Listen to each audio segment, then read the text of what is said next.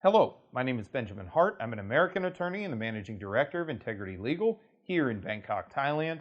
As the title of this video suggests, we've been discussing travel bubbles. They were put on hold some weeks back, and it appears Thailand, or I should say Thai tourism officials, Thai immigration officials, policymakers here in the kingdom are trying to somehow delineate some kind of protocol, some kind of initiative to get some tourism back into Thailand. And a recent article from Bangkok Post, that's bangkokpost.com, I found to be rather enlightening on this topic. Article is titled, "Safe and Sealed Brings Hope for Tourism Rally." Quoting directly, tourism operators are proposing a new inbound tourism plan called Safe and Sealed to replace travel bubbles and keep Thailand from realizing the worst-case revenue scenario of 675 billion baht next year, down from 3.01 trillion baht in 2019.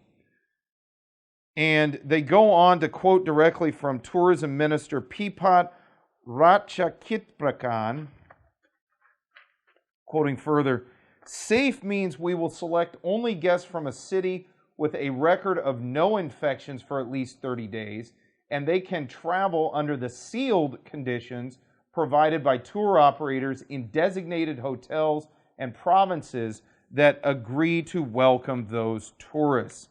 So, and I urge those who are watching this video, go read that article. There's a lot more in there. I'm just sort of parsing out this one particular topic to discuss it with respect to the so-called travel bubble initiative or previous initiative, and just sort of discuss Thai immigration sort of generally.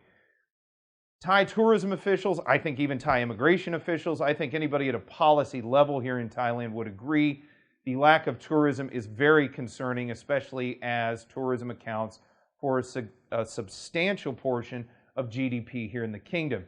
And for this reason, folks are trying to come up with plans to both protect Thailand in terms of public health and safety, and also encourage tourism and get some tourists back into the kingdom. Now, exactly how this is going to play out remains to be seen, but I think for those, especially those folks watching this video who are in the tourism business or related businesses associated therewith, I think this hopefully marks the beginning of initiatives to start somewhat reopening the country to at least some tourists. Now, again, all of this remains to be seen. It's all the subject of speculation and conjecture.